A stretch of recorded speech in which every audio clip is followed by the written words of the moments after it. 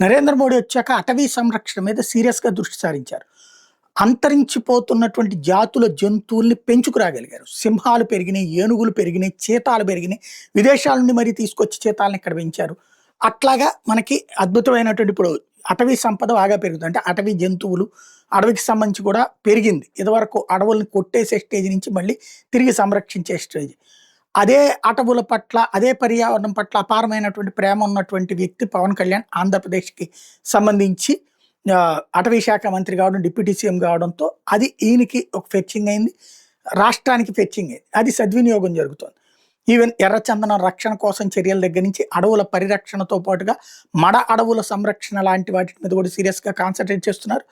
Green belt లాంటిది ఏర్పాటు చేసుకొస్తున్నారు. ఓ మంచి ఆలోచన చేసుకెళ్తున్నారు. అదే సందర్భంలో కొన్ని రకాలైనటువంటి జంతువులని అడిగితే ఆంధ్రప్రదేశ్ అటవీ శాఖ 120 ఇండియన్ అడవి గొర్రెలు, అంటే మన దున్నపోతుల్లాగా ఉంటాయన్నమాట చూడ్డానికి.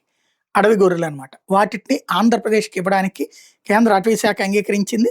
ఇక్కడ అవి తీసుకొచ్చి ఇక్కడ అడవుల్లో వదులుతారు. వాటికి అవే పిల్లల్ని పెట్టుకుంటుంటాయి. అవే అక్కడ ఆహారాన్ని తిని బతికేస్తుంటాయి. తద్వారా ఆ అడవి గొర్రెలు పెద్ద ఎత్తున, అదే అడవి దున్నలు అనాలి, పెద్ద ఎత్తున రాబోతున్నాయి.